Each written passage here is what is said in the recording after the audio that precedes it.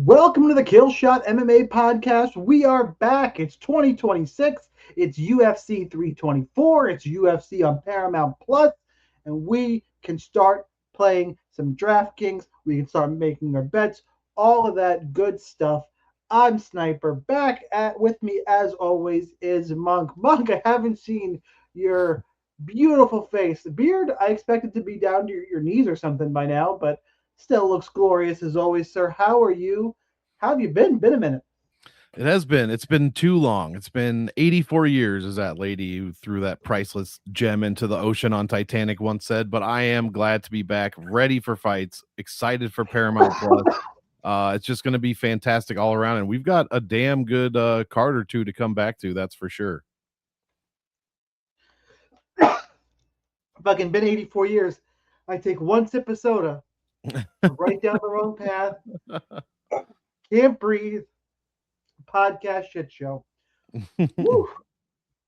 Starting All right, off guys. hot. Let me try and compose myself and tell you. First of all, if you're new or if you're a returner, either way, do me a favor first. Hit the like button. If you're not in DFS Army, you should sign up. Link in the description for that. I'm gonna give you some fight breakdowns for free, but in there we got tools, we got more written up breakdowns, strategies, additional videos, Discord. Most importantly, the domination station for all your I cannot talk. I almost died. Fucking killing me. The optimizer tool help you build all of that good stuff. My microphone popped off. Monk, we were talking about it before, and I was worried about it having anxiety, and the thing literally just popped off I the was just stand. trying to run away. Total fucking disaster. If this is what the Paramount Plus era is like, I'm not on board here. I have to mess with this during Monk's intro. For now, I'm just gonna kind of hold it, and hopefully nobody fucking notices. This is It's working. We'll get through it some way or the other. It's Paramount Plus. I mean, that's what I'm gonna blame it on, right? It's got to be Paramount here. That's right. That being said, now they have the intro out of the way, some really awkward shit going down out of the way. Let's do the usual here. We're gonna go through each fight. We got 13 fights to talk about. Talk a little DraftKings, talk a little betting, and just at this point, well, for me, get the microphone to fucking stand on the stand again. But we're gonna get our feet wet. We got back-to-back, not pay-per-views, PLEs. For those of you who are unfamiliar with this structure, the numbered events are called premium live events. Same thing WWE's been using forever since they went streaming. These are and to their own network. These are premium live events, and the numbered events are going to be fight nights. We got back-to-back premiums. We got this week here in Vegas, and then next week in is it Sydney, Australia, or Melbourne? Somewhere in Australia, somewhere across the fucking world next week with an odd start time. So back-to-back, pretty good cards. Let's go ahead and we can dig into it. We'll start with the first fight of the night. Ty Miller and Adam Fugitt. Ty Miller is our favorite at minus 425. The comeback on Fugitt is plus 355. Your fight goes to decision, I believe. No, fight ITD, sorry. Inside the distance prop is minus 220. DraftKings salaries here. Miller's 9,300. Fugitt is 6,900. Monk, while I fiddle with this fucking microphone, please tell the people where you are on our first fight back in 2026. Yeah, this is an interesting one. Most people watch, Ty Miller's DWCS fight. Did go all 15 minutes, but he looked decent, landed over 5.5 per minute as far as strikes go, and didn't eat a ton, but he did get taken down once. And people look at Adam Fugitt's past performances and say, well, that guy is probably not very good. I mean, he beat Kinoshita and Quinlan, but he loses to Morales, Malat, and Dulatov. Now, those names are pretty freaking good. We don't know a ton about Dulatov yet, but the other two are pretty notable names, especially the Morales name. So I will say I'm going to pick Ty Miller, but do not overlook Adam Fugitt and his wrestling chops this week, guys. He's priced so low at 6,900, I think you said. Lands well over half a takedown per 5 minutes. And when he does get opponents down, he tends to rack up control time. And that's exactly how he is going to put up a decent score in this fight. So all we have to worry about is him, and his terrible chin. So I talked about his good takedown stuff, and his chin is just is just terrible. So Ty Miller, there's definitely an option for him to just finish this fight on the feet or via ground and pound. But if that does not happen early, expect Adam Fugitt to shoot takedowns, hopefully land takedowns if you've got him in your lineups, and rack up some of that control time. We'll have to see how Ty Miller does when he gets taken down. Jimmy Drago, like I said, took him down once, only accumulated less than 1 minute of control time, whereas Adam Fugitt should be able to do a little bit more than that on the ground. Not expecting a sub or anything per se, but he knows his way around the control time and wrestling angle of things. So while I'm going to pick Ty Miller to get it done inside the distance, I will be playing Adam Fugitt probably more than most people in GPPs. And I haven't looked at cash all the way yet, but there are some very expensive fighters on there, and you're going to need some people at the bottom end of this to even that out. So if you think Miller does not get it done inside the distance, Fugitt is definitely a good spot to look. Oh, you are muted or it's not working. I don't know which. I was muted so you can hear me while I was putzing around for him. Listen, I think we're good. If this thing knocks over again, I'm fucked.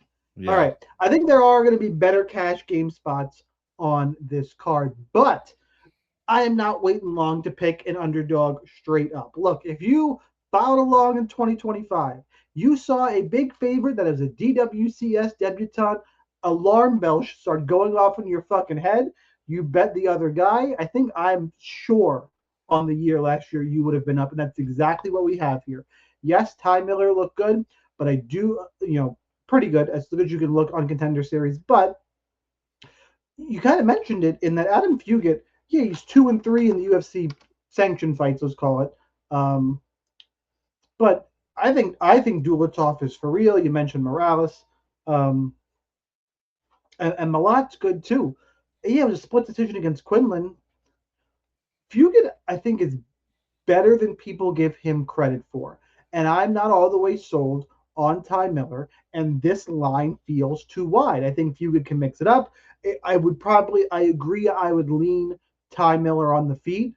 But is it a whitewash? I don't think so. You got UFC jitters, which I do think those are absolutely a thing. Some people disagree. There's a lot up in the air here. Few things that stand out to me. Mostly I'm picking Fugitt because I think the fight is really close and I want people to pay attention. And I'm just going to keep riding this wave of fading DWCS debutantes as big favorites. Why not? At this minus 220 at the distance number, I'll probably still get field weight on Miller because I don't think it's going to be very popular because you got to get in Umar and Ateba this week. We'll talk about them in a little bit. I don't think Miller's going to be very popular. I will be overweight on Adam Fugitt, and I don't think it's the last time you hear his name on this podcast. Hint, hint, wink, wink, nudge, nudge. Ricky, wait, I gotta do my marker here on YouTube. So everybody gets the timestamps. I got some feedback that the timestamps need to be more accurate. I do my best, guys. Fucking hard. Ricky Turcios and Cameron Smotherman. Smotherman is the favorite at minus 180. Turcios, the comeback is plus 155. Fight goes to decision is a healthy minus 200. Expected to see 3 rounds of action here. Your DraftKings salaries. Smotherman's 8,600. Turcios is 7,600. Monk, who you got? This is actually a tough one. I think I'm going to pick Smotherman, but it's the wrestling of Turcios. It's how Turcios is going to use his wrestling, and that's the whole entire fight for the most part. He has been landing, it's not a ton, completing 0.3 takedowns per 5 minutes. He only controls 36% of the grappling time he's involved in when he's down there. But Cameron Smotherman didn't show a ton against Ricky Simon as far as takedown. I mean, he stopped 7, but he still got controlled for 9 minutes, especially a ton of it was on the cage. Saidi took him down 5 of 12, 4 minutes control time. Hadley took him down as well.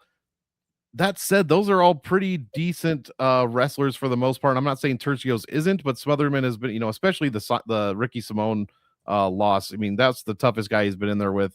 And he looked okay. I mean, he did not win that fight or anything. It wasn't really even close. I'm not saying that. But he looked okay. He kind of held his own. And if Ricky Simon wasn't as strong as he was, it probably wouldn't have gone like that. Turcios, I don't know that he has that kind of strength. He's definitely taller than Simone is, so it kind of evens out a little bit. as far as, the muscle structure overall and how big the dude's legs are to be able to keep him up against the cage like that. And Smotherman is no joke. He's good with the striking, over 4 strikes per minute. And that's where Ricky Turcios, I call him Rickios, I guess, just kind of fails. He absorbs almost 4 per minute. He has been chinned before, knocked down a couple of times.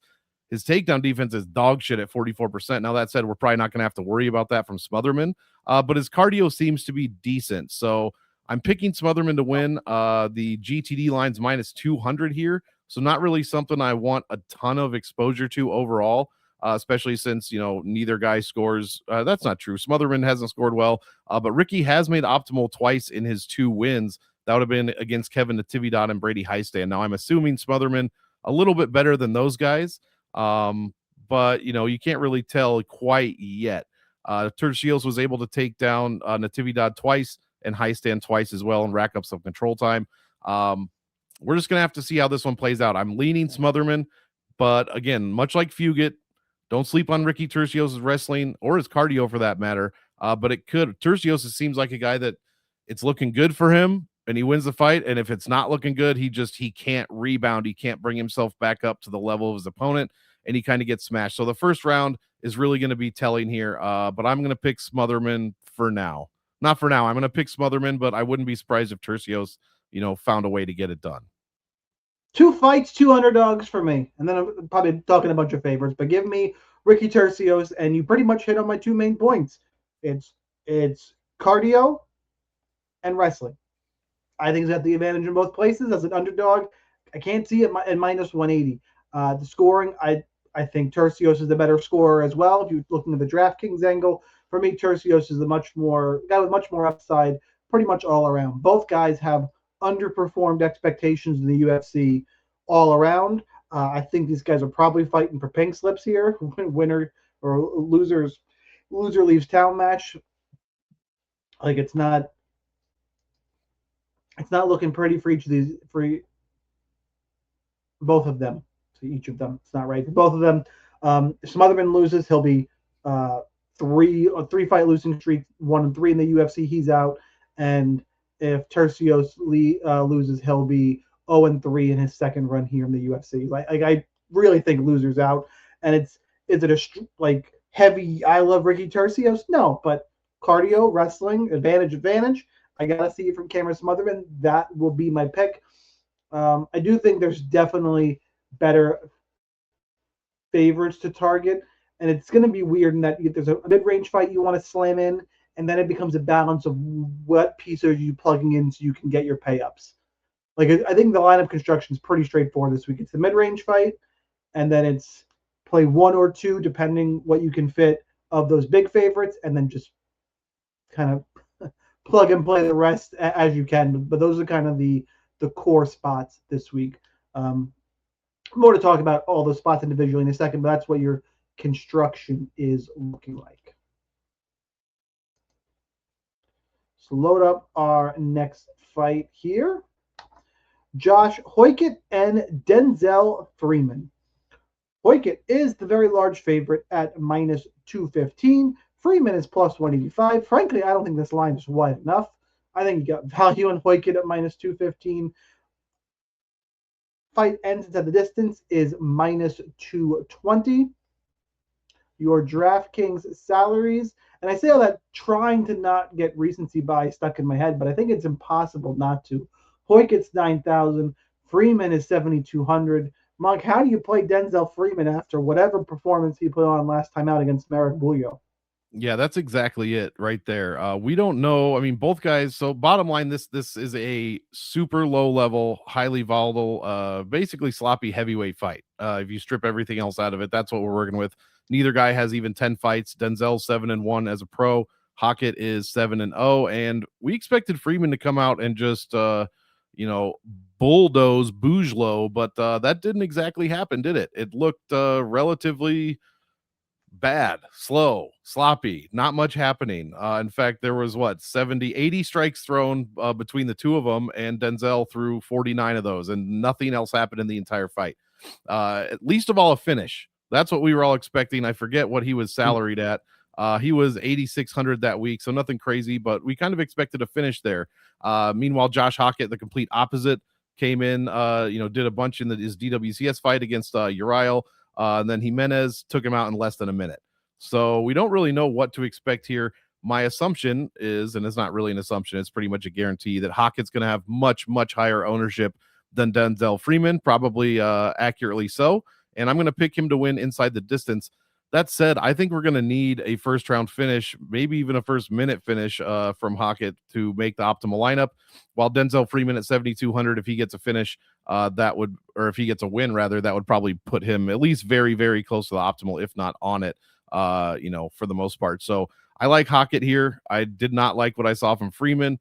Hokit's doing his best to, pro wrestling his way up the ranks here, and I think he has a very good chance of doing that, since everyone knows heavyweight's the most boring for the most part and worst division overall in the men's division. So could be a nice breath of fresh air if he comes out here and smashes Freeman, makes a hilarious or dumb speech, depending on what side of the fence you sit on there. But I think he's probably more skilled. He's definitely more explosive. I'm just saying, don't count out Denzel Freeman because we haven't seen what Freeman actually looks like. Was that his baseline? Was it first round fight jitters? Does he have more to show? We don't know. So I'm picking Hokit, but this is essentially, like I said, a sloppy ass heavyweight fight. You got to put both sides in GPPs because of that. But Hokit's going to be probably the rightful favorite here. Yeah, I'm with you. There's no way I can play a lot more of Josh Hokit. I say Hokit, could be Hokit. I don't know. I don't know. It's smart matchmaking for the UFC to put Freeman in there. Either Freeman's gonna look like he was supposed to look like as a prospect, or Hokit's gonna bulldoze him, and like they got to get something out of this division. This is good matchmaking, relatively quick turnaround for both guys. I think Hokit is better. I think he's more explosive. I don't know what Freeman's gonna have. I think Freeman's gonna try and wrestle him, but I just have no faith anymore. So. I'm all about Josh Hokit. There's other dogs, I'm probably going to go field weight on Freeman and call it a day. There's other dogs I do want to take a stand on. I already picked 2 straight up, and I think I got a couple more I want to at least get higher ownership to, that I think I can just go field weight on Freeman and kind of take a stand on Hokit. I don't think he needs a first round finish to get on the optimal lineup, because Ateba and Umar are 96, 9,900, like the prices. He's only 9,000. He gets it done anytime in the first round. He gets around 100 points, even 95, depending how the rest of the card plays out. I don't think he's dead to it. There is a bunch of fights coming on this card that are not good for DFS. Like, there's a lot where you're like, all right, I guess so. This is not one of them. Also part of the reason why I'm good getting field weight on Freeman. Like this fight with Monk, though, give me Josh Hokit.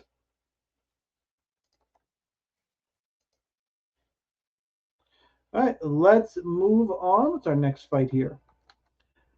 Michael Johnson, Alexander Hernandez. Michael Jimenez Johnson is plus 129. Alexander the Great Hernandez minus 149. So Hernandez is the favorite. Fight ends inside the distance, minus 130. Leaning ever so slightly to seeing a finish in this one. Your DraftKings price tags. How did it go? Alexander Hernandez is 8,500. Michael Johnson is 7,700. Monk is minus 130 to end at the distance. It's still not a fight really high on my radar. What do you have for this one? No, I agree. And it's mostly because of how these guys win. Neither guy scores well in said wins. Hernandez has only been optimal twice in 6 wins. Johnson twice in 5 wins. And it seems to be a little more difficult for Michael Johnson to find wins. Now, lately, it has not been that. I mean, Darius Flowers, Ottman, Azaitar, those are not great opponents. Daniel Zellhuber is obviously the most shocking one, but Zellhuber performed, I don't even know what the adjective is, just terribly in that Michael Johnson fight. His coaches are yelling at him. He just comes out and just does the exact opposite of what they're telling him to do, and he enables Michael Johnson to do exactly what he needed to get the win. Hernandez coming off of 4 in a row, impressive. Hubbard, Hollabaugh, Hooper, and Fajeda. So not the best, but not terrible, especially the last 2, Ferreira and Hooper. Not terrible opponents there. And he looked decent in both of those fights in which he got finishes. So I don't like picking Alexander Hernandez, but I'm going to against Michael Johnson. And Johnson is pretty difficult to finish if you're not submitting him. So Hernandez does not have any UFC submissions. He's got 5 KO TKO wins and 3 losses that in that same manner. Johnson has been KO TKO'd 3 times, but subbed 5 times. So out of his 15 losses, if you're doing the math with me, that's only 3 KO TKOs out of those 15 losses. So it's not really shouldn't be expected that Johnson's going to get KO'd here by Alex Hernandez, even though that's kind of what Alex has been doing the past couple fights. I would like to see it because I'll probably have to get him in some sort of lineup, whether it's GPP. Yeah, probably just GPP. I'm not touching this one in cash, most likely. But yeah, I got to go with Hernandez, even though he averages 91 points. He's only 8,500. So that does help a little bit, get a little 10x there, even if he doesn't break 100. And I just don't trust Michael Johnson. I don't know what the hell Zellhuber was doing in that fight, but it was not correct. And Hernandez probably not going to, at this stage in his career, he's probably just going to fight how Alex Hernandez fights, and he's not going to do some crazy shit that Zellhuber did. Like, you look at that Zellhuber-Johnson fight, it's vastly different than Zellhuber and Ribovich, say. It's just he did nothing like he did in that Ribovich fight. So I can't trust Michael Johnson here. I got to go with Hernandez. Decent GPP fight, I guess, because it's a mid-range fight. You can easily get either guy in. But I'd have to assume most of the money's coming in on, or most of the roster ability coming in on Alex Hernandez here.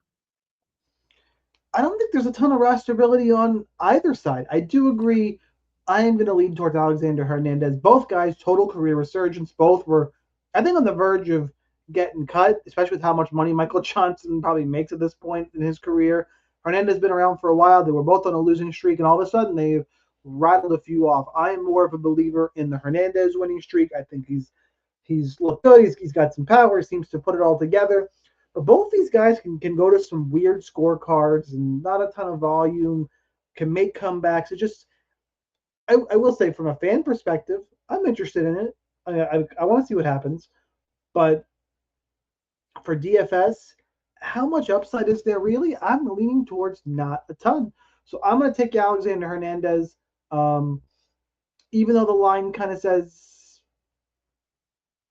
you want to play some more of it. I'm going to shade under. I'm going to shade under on this one and lean towards Alexander Hernandez, who, as I said, I just think even though both guys are winning fights, I think he's looked better recently and has got a little bit more tread left on the tires in terms of his career.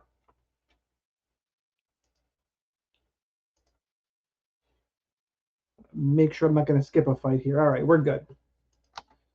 Alex Perez versus Charles Johnson.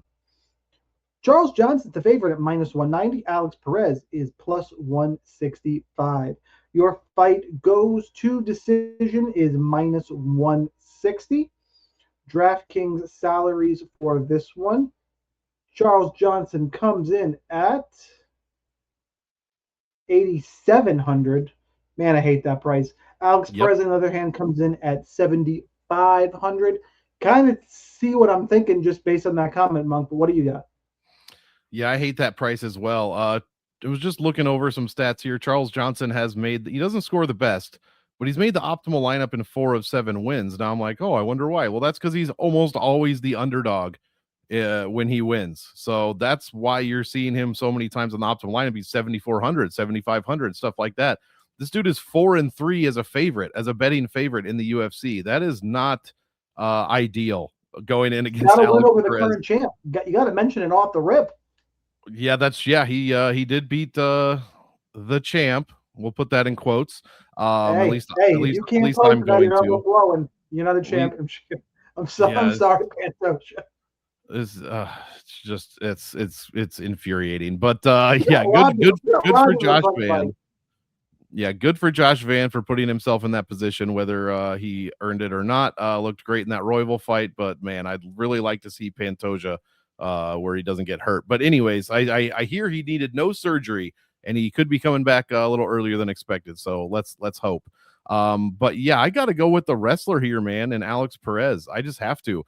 Charles Johnson, I mean, he's stuffed a couple of takedowns, well, mostly from Jake Hadley, who attempted 11 and landed none. He's no longer in the UFC. Sumadarji also attempted 3 and landed none, and he's not a wrestler. But Lonnie Kavanaugh took him down. Temerov, Van took him down one times. Let's see, it was Estevam took him down several times, as he's going to do, but Cody Durden 11 times, Ode Osborne 3 times. This dude gets taken down a ton. I think it's, if you take out the Hadley and the Sumadarji, it's 23 takedowns on 65 attempts, which is not good. And Alex Perez completes 0.76 takedowns per 5 minutes and controls 74% of the control time. So if he doesn't get knocked out, then yeah, it's going to be Perez via wrestling. The other reason I'm picking Perez is that Charles Johnson is a relatively slow starter. In the first round, it's 3.8 strikes per minute. You know, he's eating more than that overall. Round 2, it steps up obviously to 4.6 and then over 6 in the third. And if you've watched Charles Johnson fight, you know exactly why that is. His first rounds never go well. He's only outworked his opponents in 42% of round 1s. Round 2s, it's 45% outwork. And round 3s, he's outworking them 70% of the time. Meanwhile, Alex Perez, much better in the first and second, 64% and 71% outworking his opponents in those 2 rounds. And that's kind of how I'm playing this one. If he's able to get takedowns, control time, blah, blah, blah, in the first and second rather, then he is probably going to win this fight, unless Charles Johnson does some crazy shit in the third round, which is exactly what he does. So I'm just going to play both of these guys in GPPs. But Perez has to be my favorite, especially because when Johnson wins, like I alluded to at the very beginning, he's averaging 72 points or 89 points per win. That's it. He's barely going to 10x if he scores 89 points at 8,700. And so we're gonna pick Perez here to hopefully get the upset. Of course, I'm not gonna let you pick an underdog without me this week. I'm now the underdog king. I got three underdog picks. Who says I play all chalk? No, I'm on Alex Perez as well, and it's hard picking the guy who's lost 5 of his last 6. It is by finish. Fun. 4 of his last 5 are finishes, I think. 4 of those are the very top of the division, though. That's true. Charles Johnson. I think the line should be probably flipped. Not all the way, but I would have thought Perez would be a small favorite here. But it's the form. I get it. But Perez has the grappling upside. Charles Johnson, the slow starter. I think Charles Johnson is overperformed, at least where I see him. And Alex Perez is underperformed. Now, Charles Johnson goes out and gets this win. Man, things are going to get real interesting for Charles Johnson real quick. Like, real quick. I think if he gets to this one and then one more good one and Josh Vann is still the champion, like, why not? This flyweight, why not?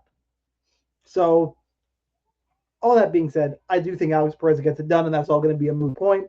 Like, as we've said a couple times, the wrestling, slow start, price tag is fantastic. I will say, regardless, even if you think Charles Johnson wins, this minus 160 to go to decision line, live dog, play Perez in cash games. Like, I don't foresee a world where I don't play Perez. Unless you love Gaethje in the main event and you want to take your stand there. We'll talk about that. I think you have to play Alex Perez in cash games. There's 2 cash underdogs that I really think you need to play. And even though I picked Fugitt earlier, it's not there. It is, let me just make sure I have all this right. So I think it's Alex Perez. And yep, there's one more coming later that I'm wondering if people are going to fight me on. But there are pretty clear 2. And Alex Perez is one on that list. Go ahead and let's move on. Nikita Krylov and Modestas Bukauskas. Bukauskas is the favorite, minus 138. Krylov is plus 118. Your fight ends inside the distance. Yep, it's a big number. It is minus 600. Should see a finish, and guess what? This is the mid-range fight I was talking about. Yes, it is 8,400, 7,800. Still, it's our mid-range fight. Bukauskas obviously is the one at 8,400. Monk, we got a high variance mid-range fight on a card where we could use some salary relief like this. If you're shading one way or the other, who you got? Man, this was tough. I haven't finished my write-up on this one yet. I think I'm going to go with Bukauskas, and that's neither guy I pick would have made me feel good. This is a real light heavyweight shit show where there's definitely going to be a finish here. Krylov, fantastic striker, fantastic finisher, has wrestling, has jiu-jitsu. His problem is he runs head first, literally runs head face first into I don't know every why single punch. nobody listened to me last time out. Remember I how much mean, how I was screaming? I got shit on. I got shit on pretty hard for that. Like I have to victory lap it. Like everyone was calling me crazy for going like all in on Bogdan Guskov. I'm like, all right, guys. So yeah, and exactly. it's ironic I'm taking this victory lap because I'm about to pick Krylov. It's Yeah. fucking hurts my feelings. Yeah, I know. I'm a Guskov. I like Guskov a lot, so I know I picked him in that one. The Reyes fight, I did not pick I did not pick Reyes in that one, and that was I needed that eye opener badly because yeah, that's all he does is he runs face first into punches. And while Modestas, nobody can say that he's the best striker, the best grappler, the best wrestler, nothing. But you can say that he does have power, and he's looked good lately, rattling off 4 in a row. I mean, Prakniau is probably one of the better ones. Serkaria is terrible. He's Kutalaba, solid. He's a he's solid solid. Yeah, UFC. Listen, in the heavier divisions, he's a solid UFC pro, right? Solid mm-hmm. UFC fighter. If you compare that to the rest of the divisions, like let's not be don't want to be dicky about it, but he'd be serviceable. He's good. Is he would be ranked in any other division? Probably not, but it is light heavyweight, but he's not bad. And it's just No, the 185 and up. Everything is just dire consequences if you make a single mistake. Like pretty it's a much. problem. Even guys who don't have power, you better not fuck up against them. Yeah, for sure. And Bukauskas needs that power to pay off anything. Like he's not even 10xing his $8,400 salary. He averages like 78 points per win. Yeah. So he's going to have to find that KO. And Krylov is the perfect guy to do that against. He's been, finished 7 times out of 9 UFC losses. But on the other hand, Bukauskas been finished 3 times in his 4 UFC losses. So huge GPP fight here. I'm just going with the guy that I think is a little bit more defensively sound to an extent. They're both terrible in that aspect. So wouldn't be surprised if Krylov got the win, but I'm going to pick Bukauskas. But I will be playing a ton of both sides of this fight in GPP lineups. Look, the chin is obviously a giant concern. I'll lean towards Krylov because he has the extra path to victory. So if you know me, when I look at the fight, you had to know where I was going to lean. It's that extra path. I think this is the spot where Krylov can finally get his wrestling going without ending up unconscious. Now, if he ends up unconscious, am I going to be surprised? No. But am I going to be at least field weight on Modestas Bukauskas? Yes. I'm going to have more leverage on Krylov. That is the way I'm going to play this one. I'm not going to just go 50-50. I do think Krylov, this is the spot where he's going to get some of that grappling going and bounce back here. Do not touch this one in cash games. No outcome really surprises me. I would be a little surprised if they go to decision, though. Obviously, minus 600 is not a hot take, but the way Krylov fights, I think it forces action more than Bukauskas' style kind of nullifies it. Like Krylov is going to force something, unless he gets. I guess the only playing devil's advocate, Krylov keeps getting knocked out if he finally gets gun shy. But until you see that, it's kind of hard to handicap. Okay, he's going to go off the gas because he's been getting knocked out. I don't think that's how he's going to fight. Now, could he? Sure, but ultimately, give me Krylov, give me a finish, give me overweight to both sides.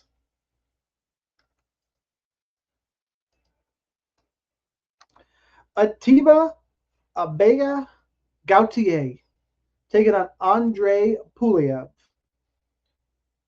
Gautier, minus 650. Just call him Ateba the rest of the way. Pulyaev, plus 475. You ready for these numbers, boys and girls? Our next 2 fights are not going to be super technical breakdowns. And if you listen to super technical breakdowns on these next 2 fights, I don't know what to tell you. Under 1.5 rounds, minus 200. Inside the distance, minus 1,000. Don't worry, though. He is not the most expensive fighter on the card. He's only going to cost you 9,700. Pulyaev, 6,500. Monk, you going to do that in-depth technical analysis I was talking about, or can we get out of here pretty quick? We can. The only thing I'm going to say, and I'm predicting Gautier early finish, hopefully in the first round. and Pulyaev absorbs a ton of strikes, has been knocked out before, and has no wrestling. So yeah, for that reason, I'm going to pick Gautier. The only thing I'd like to just speak about quick is who would you rather have? Would you, if you're picking either one, because there is an argument to be made that you can win this week without Umar and without Ateba. I'm not saying that's going to happen, but these guys are so fucking expensive. You need certain things to happen in order for them to make the optimal lineup. Now, Gautier, you're like, oh, this dude knocks out everyone. He's had to have made the optimal lineup. No, he has never made the optimal lineup because he can't outperform his crazy fucking salaries. 9,600, 9,400, 9,800. He scored 107, 107, and 111. Seems to me that he is capped at about a first round win with 90, a 10-point knockdown, and then whatever strikes he lands. And that's about what he's going to score. And now he's $9,700. So I don't know. We need Pulyaev to get up once and get knocked down again. That's literally all we need to happen. Gautier is going to be on the optimal lineup. Without that, I'm not convinced whatsoever. That said, I'll have a ton of him in GPPs. Might even be, I can't pick both, so I might pick one in cash. It might have to be Gautier. I don't think, and we're about to talk about it, that Nurmagomedov is going to get a first round finish. And if he doesn't, I think Gautier is the better play. That said, at 9,700, he's still got a ton to pay off. So it seems to me that he's capped at about 110 points. Could be fine for cash, but I don't know, man. It seems like there's some tinkering to be done, and I'm definitely going to be doing that later on this week. I don't know that we can get either. I mean, you can win with neither guy in. I think so. I do believe that. That said, I'd rather have Gautier, I think, in my cash lineup over Nurmagomedov. But yeah, it should be Gautier. If he gets a first minute finish under 1 minute, that's the other way he gets optimal. Right. No, I'd prefer Umar because Umar's got a couple other paths could happen here. You got the rinse and repeat takedowns. If Umar gets a couple takedowns, he can also get a first round finish with it, like late in the first round, more striking, or the pity pad strikes and a late finish in the first round. You got the control time. It really comes down to wrestling, rinse and repeat, control time, additional non-significant strikes that score points. So for those reasons, I prefer Umar. Ateba, just like we said, should, and we'll talk about that fight in a second. Ateba should smash Pulyaev here. Should be on the feet. He's a physical freak running through people. Yeah, I will say, so I prefer Umar. Gautier, Ateba is a good play. I'll probably be a little bit overweight on him, but I do prefer Umar because you're right. I think unless he gets the first minute, I think Umar's got more upside. We're really splitting pairs here. I will say, interestingly, though, if you want to, the other way to look at this, would you prefer Figueiredo or Pulyaev? And the answer is Pulyaev, because is it really going to surprise you if, Ateba finally gets found out at some point? No, I'd agree with that, probably. Stunned. I mean, he's being set up to win here. But if Deiveson goes and clips Umar, we're all going to be shitting our fucking pants going, what the fuck just happened? Whereas if Pulyaev clips Ateba, you're going to be like, well, I guess he got fraud checked, and that's why they were giving him these matchups. Do I think either happens? No. But I'm going to have 5 to 10% Pulyaev just in case. Whereas I'm going to full fucking fade Figueiredo probably, and if that burns me, it burns me. And that's how I'm going to approach this. But yeah, give me Ateba by violent finish.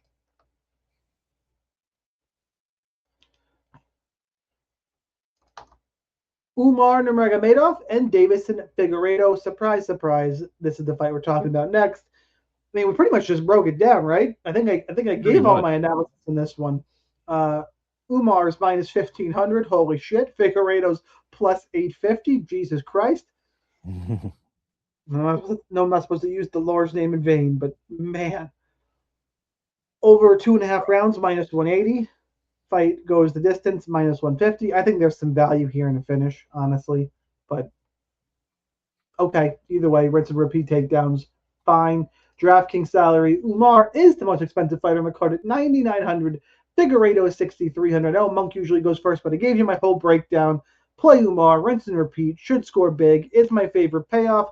I'm going to fade Deiveson, and if he wins, well, on to UFC 325 for me.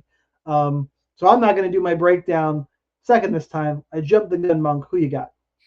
Yeah, I'm going to go Umar for all those reasons. Figgy has like What? a 57% takedown defense. His grappling time's at 50%. So you shouldn't stand too much of a chance. The only thing I'm wondering about, I mean, we saw that 9,900 from Umar. His and Ateba's average points per win are pretty much identical at like 110, 111, 112. We do need rinse and repeat takedowns from Umar in order to get that score. My question is Figgy A going to last long enough? Is he going to make it to the third round? I don't think there's a first round finish, but a second round finish is definitely in play. Submission most likely. But is Figgy even going to be able to get up? Is Umar going to have the opportunity to rinse and repeat takedowns if Figgy cannot stand up? In that case, he would just be racking up control time. He could easily land a takedown in the first 15 seconds of each round. But if one of those things is not true, then I don't know if he's going to pay off that 9,900. So I will have him obviously in several GPP lineups.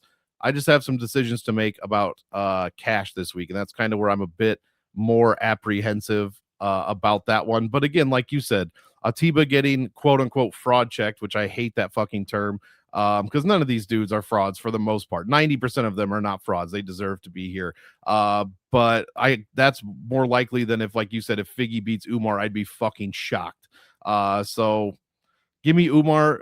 Hopefully second round submission is kind of how I see this one. I just don't know if that's going to pay off. He's going to need a very quick finish. Figgy is pretty difficult to finish overall. He's never been finished in the first round in his career. Once in the second and or once in the first in the UFC, or second in the UFC, twice in the third in the UFC. So we'll just have to see what happens. But Umar by smashing. Smash. Which, by the way, I still find Khamzat Chimaev incredibly unlikable, and I don't think he's doing himself any favors. And I love every minute of it. Everybody. Arnold Allen versus John Silva. We are on to the main card of our first PLE on Paramount Plus in 2026. John Silva is the favorite at minus 250. Arnold Allen is plus 210. Fight ends inside the distance, 50-50, minus 130 on this one. Your DraftKings salaries, John Silva is 9,100. Arnold Allen is 7,100. Monk, interesting fight here. Who you got? I think I ended up picking Arnold Allen to get the win. I just think he's never been finished. So that is what you need from John Silva in order to probably get a win and also to pay off that ridiculous $9,100 salary that he has here. I don't get this at all. This dude averages 92 points per win. Like, he gets crazy good wins. They're nice on highlight reels. And I'm a John Silva fan as well. So I'm not saying this to be shitty about him, but he doesn't score well. I mean, he subbed Bryce Mitchell. Awesome fight. Awesome second round. 91 points. He, KO'd Drew Dober, 66 points. He went to a decision with Vallejos in his DWCS that would have scored him 77. So he has a couple fights that he has landed over 100 points in, but those are like Weston Wilson and Charles Jourdain, and you're crazy if you think Arnold Allen is on that level. So I'm going to have to go with Arnold Allen. He allows only 2.8 strikes per minute. He's got a 75% takedown defense. Silva doesn't shoot a ton of takedowns. Silva has 12% control time. And I'm not saying that Arnold Allen, is going to stun everyone with a spinning back elbow a la Diego Lopez. But I am saying if John Silva tries to pull that fucking spinning around like a top shit over and over and over again, Arnold Allen's smart enough, cerebral enough, and technical enough to take full advantage of that. So I'm thinking Arnold Allen via decision. This fight to go to 2 decision is plus 100, so it's not crazy. And although he doesn't score well, he is $7,100. This is ultimate fucking disrespect on Arnold Allen. And I guess if John Silva wins, then if he wins crazy, then that's fine. I'll take the L on this take, but I think Arnold Allen is extremely defensively sound. He gets hit a bit too much occasionally, especially when he's really trying to smother his opponent. He's not that kind of fighter. He lands 3.5 strikes a minute, has some power, and that's exactly what he's going to have to do against John Silva, who's likely going to come out here like a fucking mad dog, pun intended, and just try to take this dude's head off. So I think Allen can capitalize there, and I'm going with Allen decision. And at 7,100, fantastic little play here if he gets the win. I take back what I said earlier. You are picking a dog. I'm not. But I understand the logic here. And I do have a pretty big concern. I'm on Jean Silva. Mostly when I play this one out, I think his pressure and pace and volume are actually a good advantage for him against Arnold Allen. I don't think Arnold Allen's going to be able to cope with it. But to your point, if it's reckless, Arnold Allen's is good enough to hurt him badly and get a finish. Like, I'm not going to fade Arnold Allen. I just think more often than not, if Jean Silva does what he's done in the past, smartly use his pressure and his pace and his and the volume and the big shots and his footwork, I do think he beats Arnold Allen. But am I very worried that he's mentally shot after whatever the fuck antics? Like, we know the fighting nerds, some of them are lunatics, right? These guys, and we called it last year as it was happening. I said it when I started picking against Praches, and like, it's all falling the fuck apart really quick down there in that camp, as quickly as it came together, and it was great stories. And all of a sudden, they did not have a good end to 2025. And I don't know, Jean Silva didn't look mental. I mean, I get it, they're fighters, and some of them they're always big personalities, but my man didn't look right, did he? Like, he was a bit much, and I'm worried if you're mentally shot getting in the cage, you're going to keep getting hurt. Yep. And that's what I'm worried about. So, but it was one, for now, I'm going to say it was one fight against Diego Lopez. Big moment, obviously. Lopez fighting for the title now. Maybe the moment just got to him. Totally reasonable and understandable. Skill-wise, I'm going to pick Silva for those reasons. Concern-wise, I will have enough Allen. This is a GPP-only fight. This is one that I want to get decent exposure to. Mountfield, maybe a touch overweight. Not an all-in fight, but definitely up there in terms of top half in terms of priority for this card. But I will take Jean Silva straight up. All right, let's move on here. We have Natalia Silva and Rose Namajunas. Namajunas was supposed to fight Grasso. Grasso can't fight, so hey, let's just give you the person who just beat Alexa Grasso. Weird that Silva wasn't on this card to start with, but okay, here we go. We got the matchup right anyway. Silva, for what that's worth, who's taking the fight on short notice, is minus 400. Rose Namajunas is plus 330. Fight goes to decision, minus 400. Hey, right there. Remember earlier when I said there's a second cash game lock on this card? Yeah, it's Rose. It is Thug Rose. I don't care that Natalia Silva is minus 400. Thug Rose is 6,800 and minus 300 to get me all 3 rounds of action. And it's probably the more likely to wrestle in this fight. Yes, please. Check, check, check for cash games. Do not play her in cash. You must. Silva, on the other hand, by the way, is 9,400. I don't know how the fuck you could play her in any format when you got that's right in the range where she can, spit on Ateba or Umar. Like, there's no fucking shot. Like, if Natalia Silva's optimal, I lost this week. Like, yeah. I don't see how I get there. So, fight breakdown, Monk. Why don't you kick us off there? But that's the high level DFS. What I'm thinking. Yeah, pretty much the same. I think Silva's going to win by decision. She averages like 74 points or something. Yeah, almost under 75 points per win. And she's 9,400. I mean, it doesn't take a genius to do that math there. She does land 5 strikes a minute, but her most important stat for this fight is her 92.3% control or takedown defense, and that is really going to come into play here. She likes to stay on the outside, dance around, and out point her opponents, which is, that's a fine way to fight, especially if it's working for her, which it is. Araujo attempted 9 takedowns, got 1, and Teresa Bleda, of all people, attempted 7 and got 1. Other than that, Silva has not been taken down. And against Araujo, however, she did give up 6 minutes of control and 5 minutes against Bleda. She still went on to win those fights due to her striking and her never-ending cardio, it seems like. And I think Rose is in for a little bit of a challenge here. She is going to have to attempt takedowns here and get takedowns and get control time, or else she's going to lose this fight straight up. 92.3% takedown defense from Silva, and she's fighting decent women like Grasso, 0 for 2. Andrade 0 for 1. Adauja we talked about. I mean, it's Andrea Lee, Jasmine Jasudavicius 0 for 6. Like, she is out here denying these wrestlers takedowns, and it's looking pretty good overall. That said, I don't think she's going to score well. I think she is going to win via decision over Rose Namajunas. But that's, Rose is one of the toughest opponents that Silva's ever fought. It's hard to say the toughest since I just said she fought Grasso, but yeah, it's going to be interesting. I mean, and Namajunas was able to take down a couple of wrestlers as well. 2 times on Morena Maverick. 1 takedown landed against Blanchfield. None against Fioro, which I did find interesting. But even 1 against Carlo Esparza, if we go back that far. So it's not out of the realm of possibility for Namajunas to land these takedowns, but is she going to be able to get enough done while she's on the ground in order to stalemate that Natalia Silva striking, who she's going to have the advantage there for sure. So I got to go with Silva via decision.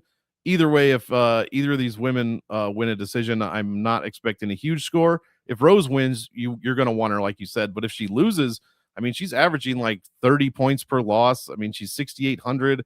That's not even like a 5x. You know what I mean? Like, I just don't know if I can absolutely get her into a cash game lineup. I'm going to have to take a look. Rose? But yeah, because if she loses, if she loses and lands, say, 1 takedown with not much control time, she's going to score like 20 points. That's not going to do anything for you. You'd rather have an Adam Fugitt in there at that point. We could have a cash game strategy seminar with you, Monk, because cash games, we just want to build a floor. Unless you're going to pick 6 winners, that's not the strategy in cash game. You want to be building floor with your underdog. I mean, how many times have you been playing head-to-head matchups and the other guy has 5 or 6 winners? Like, you're not going to do anything against that guy if you have a 20-point loser in your lineup. So yeah, you're definitely looking for a floor, but you also want people that can get fucking wins. Like, that definitely has to be a thing that you think about. So I'm not sold on that part of it. But I mean, I could end up with her in there just because she's so cheap. But that said, she doesn't like do anything crazy when she loses. Like, say somebody like Marab, who would put up 90 points in a win or 70 points in a loss, rather, in a 3-round fight. So that's kind of more the thing I'd be looking for. Like, I want to see 40, 50 points if you're going to lose in 3 rounds, other than, I don't really want to see 20. I got no interest in that. I just agree to disagree, because otherwise you're going to start getting these GPP fights in where the guys have floors of 0. And you do 2 of those and you've scored 20 points total versus you had plugged in Rose and that's what got you to Umar or to Ateba, or you got to fish down in this range here. And you prefer somebody with a floor and a winning upside, but Rose is better than Fugitt in cash game, and I pick Fugitt and I'm not picking Rose. That's just to me, that's how we should approach cash games. But I get your point, but it's not that often the guy is going 6-0, and if they are, it's because the chalk is hitting, and you should be right there with them. And people are going to make the mistake of, I believe, a mistake in stacking the main event this week, but we will get there in a minute. Oh God! I think it's going to happen. Silva, Namajunas, though, I'm going to pick Silva as well. Namajunas is by far the best wrestler she's faced outside of Jasudavicius, but that was 4 years ago at this point. It'll be interesting to see what happens in this fight, and if Rose is going to try and use the wrestling. I think Silva will be able to stop it, use her striking, pick up a decision, but I'm not going to count Thug Rose all the way out. Is a veteran for a reason, really good fighter still. Interesting spot for Silva. Really good fight in terms of fan value. I want to see what this is. We're about to see if Silva's title shot ready real quick. I think she passed the test, but I'm not going to count out Thug Rose like some of the other underdogs I already did count out. Waldo Cortes-Acosta. How many times can this motherfucker fight this year? Love every bit of it. Taking on the always dangerous, the 40-year-old Derrick the Black Beast Lewis. It's heavyweights. Who gives a shit about age? Makes me feel like I can do it if I pack on another 60 or 70 pounds or so. Derrick Lewis, big dog, plus 270. Waldo Cortes-Acosta, minus 330. Fight ends inside the distance. It's a Derrick Lewis fight, so it's a healthy number.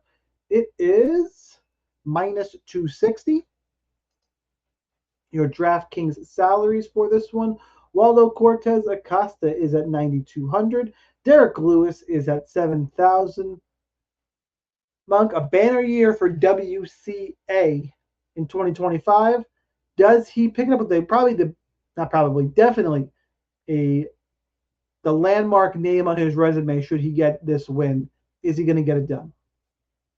Probably, and I guess I'll pick him. I'm not too happy about it. For DraftKings especially, he's a lot like Natalia Silva, in which he doesn't score well hardly ever because he doesn't generally finish fights. The Ante Delija fight, he put up a good score, same as Shamil Gaziev. So he's gotten 2 KO TKOs in a row, but all of his decisions are pretty terrible as far as scoring goes. Now, that said, Derrick Lewis presents no takedown threat, so that probably won't be as big of an issue. Usually it's the wrestlers that WCA kind of dances around the outside and kind of plays with and doesn't ever score well in his decisions. This one is a killer be killed fight for sure on both sides. It's a strictly GPP fight, not touching either side in cash. Like I said, even if WCA gets a finish, he could pay off, but he's extremely expensive this week. He's like 9,200. That's almost 1,000 above his average salary, which I know people love to hear that, but he hasn't been this expensive since Andrey Arlovsky. He was 9,500 that week, and he ended up scoring 50 DraftKings points. And Andrey Arlovsky, not really known for his wrestling. So if he's just going to dance around and avoid Derrick Lewis's big shot, then he might not score well and might not even come close to paying off this salary. I don't even know. Is he going to KO Derrick Lewis? I mean, there, I guess, is a possibility. Derrick is 40 now at this point, and has been, obviously finished several times in the past, 7 times in the UFC via KO TKO. So not saying it's outside the realm of possibility, but it's always just more fun to root for Derrick Lewis, to hope that he wins, to pay off that salary of like 7K this week. The problem is you can't really bet on that to happen, especially at this point. So I will be rooting for him, but I am going to, I guess I'll pick WCA, even though I don't like it. Yeah, I'm going to take WCA as well. I think at this point he's just technically better. But Derrick Lewis, it's heavyweight. He's going to come forward. He's going to blitz. He's going to do the occasional blitz, try and land something big. Maybe we'll see some eye pokes. Would it really surprise you? Not particularly. I mean, I don't know if Jason Turcios is going to get him a questionable first round stoppage again. Like that fight against Towson Teixeira should not have been stopped. Like, my man was working up, he was turning. Was he having fun? No, but I think that was an early stoppage. And you have to always have that Lewis and Ngannou fight in the back of your mind. Could they just paw at each other for 15 minutes and both score shitty? Yeah, that's why it's not an all-in fight for me. I could absolutely see this being kind of a paw, and Cortes-Acosta's got a little more volume, defends the Lewis blitzes, and nobody gets really hurt and scores big.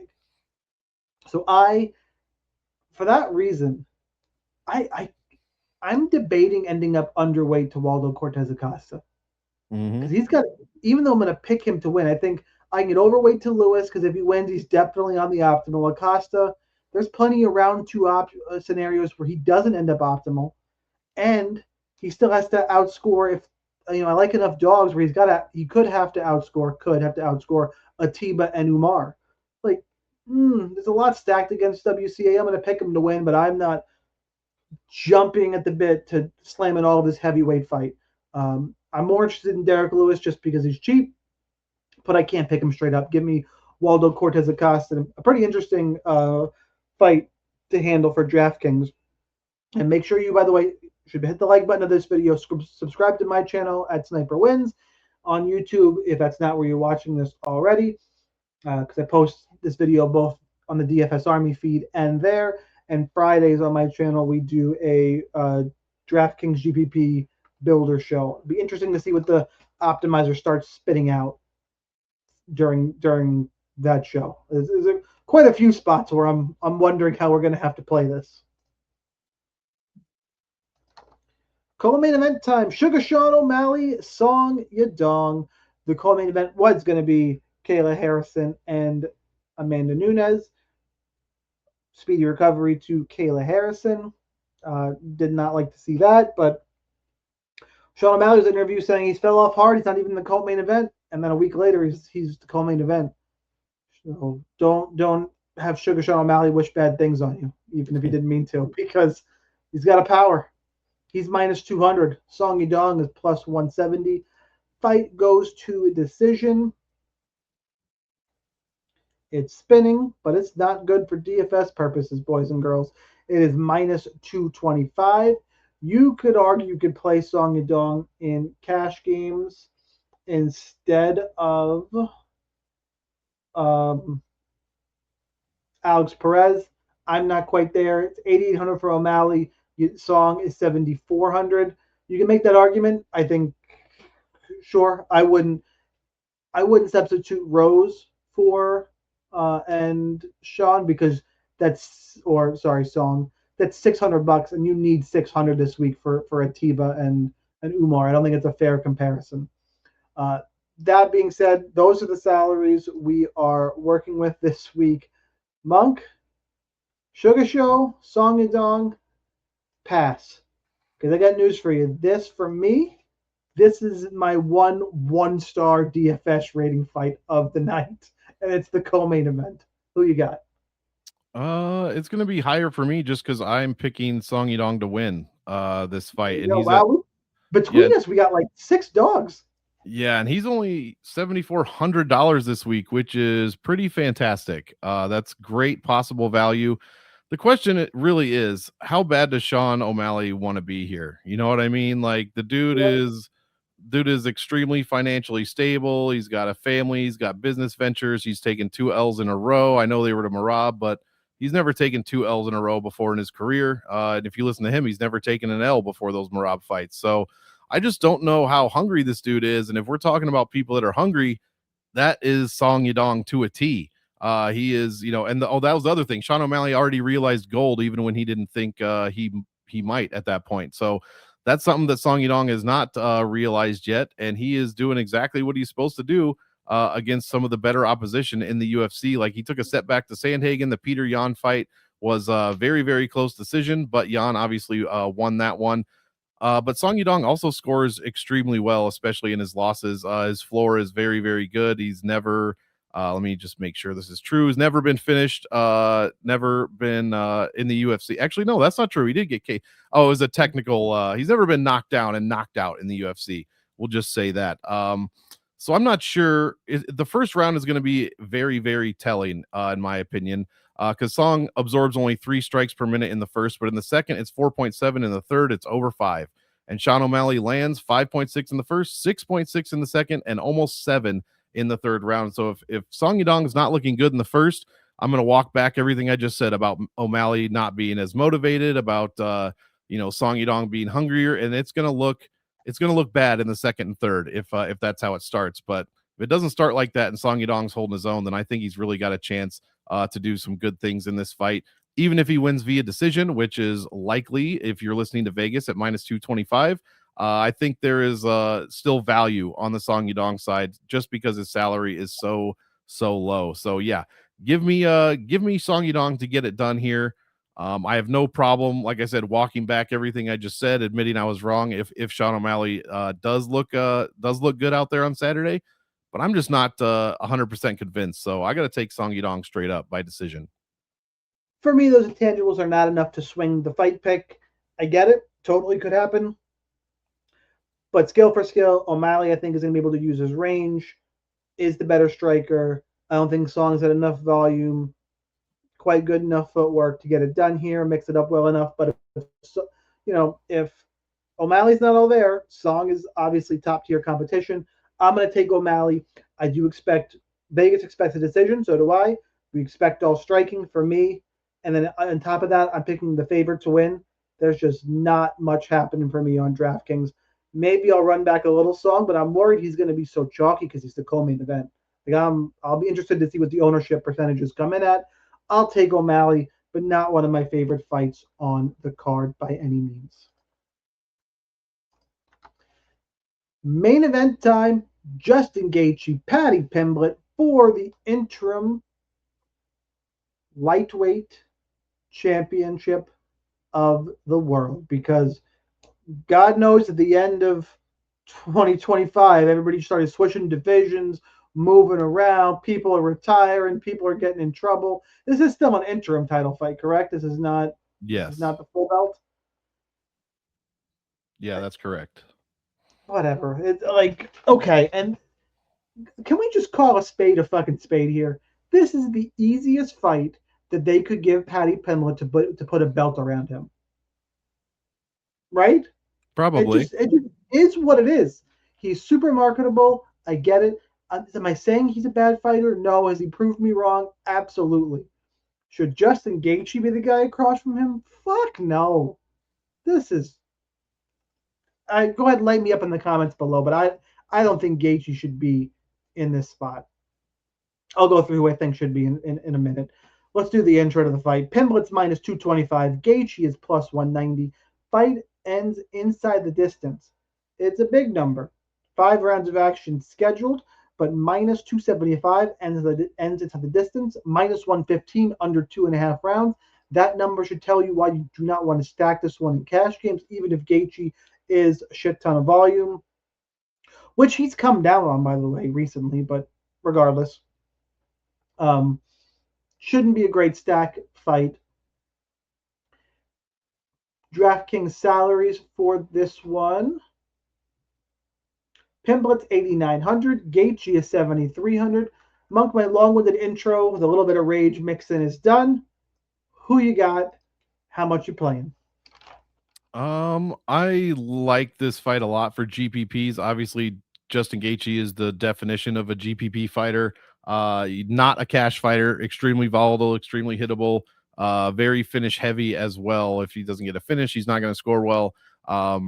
So yeah, probably not looking to do anything in cash with Justin Gaethje, but Pimblett, it's definitely a GPP fight. Pimblett, you could make an argument that he is okay for cash, even though that's extremely volatile and he's a bit too expensive at 89 for that. But I'd have to see how things shake out. But I got to pick Paddy Pimblett here, straight up. Gaethje's just too hittable, far too dangerous. He's like the Derrick Lewis of this division, and I'm not trying to make that sound like a bad thing. I'm just saying he's the definition of a kill or be killed fighter. He only outworks his opponents in the first round 29% of the time. Yet he has how many three first round UFC finishes. So, like I said, definition of kill or be killed. He's getting hit a ton over and over and over again, and then he finds the finish with some combination, which is fantastic. That's why he's one of everybody's favorite fighter. But Paddy's never been KO'd. I don't even think, has he been knocked down? No, he's not been knocked down officially in the UFC. And he lands a ton of volume on his own, almost 6 strikes a minute in the first. He lands with power, just like Justin Gaethje does. And it obviously it's against much different competition overall. This is the best guy Pimblett's fought, probably. And this is not the best guy that Gaethje's fought over. I mean, he's fought Holloway, Poirier, Charles Oliveira, best of the best. I can't stop thinking about what Paddy Pimblett did to Michael Chandler. And I don't know if that's a function of Chandler being washed over the hill, all those terms that everybody likes to throw around, or if Paddy Pimblett actually got better, made a huge jump in his skill set in between his other fights. I think it's some combination of the two. I would agree. And so I think he's made a step up to be. I have to admit that I was never a fan of Paddy Pimblett. I'm coming around on him more recently, but that Chandler fight was a fucking dismantling. I expected him to win. I did not expect to see what took place in that octagon. So if Gaethje cannot find that knockout combination or that one haymaker punch that just like wobbles Paddy and he's able to take advantage, I really don't know what he's going to do here. Paddy is extremely technical. He's got takedowns. He's got control time, jiu-jitsu, wrestling. He's got all of that. And Justin Gaethje, if he has wrestling, which I hear he does, he never uses it. He's okay on control time as well, but you're not looking at him for submissions. You know what I mean? He's got 2 overall in his career out of 26 wins. So like you've said a few times in this show, I got to go with the guy with more paths to victory, and that seems to me to be Paddy Pimblett. So I got to pick him there. I think I like him in all formats, but anytime you're fighting Justin Gaethje, you're probably not wanting to use that fight in cash, and I totally get it. So I got some decisions to make, some other fights to look at, but what I do know is I like Paddy to win, and probably inside the distance, probably via submission. Let's be clear. I'm hating on Justin Gaethje getting the spot, not Paddy Pimblett, who I've hated on before. But look, I am going to play Paddy in cash. I've come around on him as a fighter. A big improvement against Chandler. Grappling upside here against Gaethje. I think Gaethje is a little reckless. Definitely, the durability has gone down. In my opinion, has he's beating Fiziev. Okay, I like Paddy a lot in this spot, especially 8,900 in this card. Seems like good value. A little bit risky in cash, but he'll be chalky enough where I don't think it'll burn me. Um, I like Paddy Pimblett quite a bit in this spot. I think he's a really strong play in the card. And I'm going to be underweight to Justin Gaethje. I don't like. I feel like he did position himself as, if I don't get a title shot, I'm going to step away. Yeah, it's some bullshit. Like whatever. I dislike that, especially that it worked. Really fucking irritates me. But okay. And who should have got the shot? Like honestly, if I get why they didn't give it to Arman Tsarukyan. I get it. People who are like, Arman, as much as I do agree with people who said Dana seems a little bit off recently and not disinterested, I kind of see some of that. I don't disagree, but I don't think you could put Arman in the spot. Fucking headbutting people, like, yeah, it's a problem. It's not a good look, guys. You can't, like, that could have been a serious issue. And the other, the other things that happened, I get it. Should it be Arman? Skill wise, probably. We all agree he's the number one contender, should be. But I get why. If you want to tell me, I would even go so far as to say Pimblett would be the number 2 spot. It should have been Arman Pimblett, skill for skill. And there's people ranked ahead of Paddy that I'm going to get to in a second. But if you wanted to make that fight, I think that would have been perfectly fine. The way he looked against Chandler and the one streak he's on, some of the other top guys have beaten each other. Get it, right? But before, so I'll give you Paddy too, but ahead of Gaethje should have been Max Holloway and Charles Oliveira. I know they're both fighting each other for the BMF title. They both of them, in my opinion, should have fought ahead of, against Paddy for a belt. Or if you wanted to say you were going to turn the BMF belt into the lightweight championship and do Charles against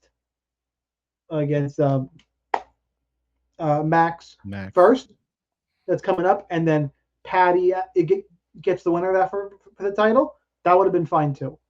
Any combination of those three, perfectly fine. And then Arman later. But we get Gaethje, which maybe there's things happening behind the scenes. Maybe those guys weren't ready. I think they want to put the strap on Paddy and kind of start putting the rocket up on his ass. Not up his ass, on his ass to, start building that. I don't know. Weird all around. Odd scenario in the lightweight division. What it comes down to, though, for me, for fight picks, it is Paddy Pimblett for all the reasons we mentioned. The extracurricular is just stuff I like to talk about as a fight fan. I think Paddy's got the grappling here. I'm not as sold as on Gaethje's durability anymore. Yeah, I like Paddy quite a bit in all formats. What do you think is more likely, the winner of the BMF belt facing Paddy Pimblett for the actual lightweight title, or Ilya fighting Paddy Pimblett for the actual lightweight title? The Ilya stuff is weird. We didn't even mention Ilya, why this is an interim fight. I kind of want to stay away from all that, the conjecture and the court cases and this and that. Like, it's odd. I see it's going to be odd how that plays out. I don't think he's fighting for a while. That's what he said at first too. And then different things happen in court where you think one day you're thinking, oh, he's going to be back in a couple of months. This is going to go away, and then he's in trouble. Like it's fucking weird. It's a touchy subject for many people, including myself. So it's just gonna let all that play out. And for now, until I know he's back, I'm gonna pretend he's not there. Like I'm in this scenario, especially with the statement he made, I'm okay stripping him. I don't know why this is an interim fight. Yeah, exactly. To me, this is for the belt. Yep. But we will see what happens. Don't go anywhere. We did the fights, but we're not done yet. We got to talk kill shots. The namesake of the show, if you don't know, a kill shot is an under-owned GPP play who can help you win a tournament. No chalk, no main event. Underdogs are typical, but not preferred, or not mandatory, I should say, because wherever you can get leverage to help yourself win a tournament, that's what we're here to do. Before we do that, I'm going to tell you up front, hit the like button. DFS Army members, welcome back. See you in the Discord. Ask us questions. do us a favor. I know how many of you are in the Discord. Everybody hit the like button on the video. Let's see how high we can run it up. Make sure you follow Monk on X and on his Patreon, Monk Maddox, Monk Mmatix. I'm at Sniper Wins on YouTube. Now that we get that out of the way, Monk, who is your kill shot for the week? Oh, well, after all the breakdowns, one should definitely stand out to everybody. And I'm going way down the roster list here. And I'm going with AAA, the almighty Arnold Allen, for my kill shot at 7,100. And I refuse to wait more than one fight into 2026 to get us the kill shot. First fight of the night, give me Adam Fugitt. Nice. Gonna continue that contender series fade. All right, guys, that's what we got for UFC 324. We'll see you next week for another PLE UFC 325 in Australia. Monk, anything before we get out of here? No, that is it. I'm just glad fights are back for me and for all of you out there. So let's enjoy this card. It's the Paramount era. There's no more streaming sites. You're not going to have to worry about that anymore. Just shell out like 9 or 50. I don't even know how much it is, but it's way less. So just do it and let's have some fun. And you follow the advice of DFS Army, you're going to make that money back a month anyway. Right. Yes, on top of the subscription fee, make some profit playing DraftKings and FanDuel over at DFS Army. One more time, guys, I appreciate all the likes. I'll see you in the Discord if you are a DFS Army member. Good luck. We'll see you at the top of the leaderboards.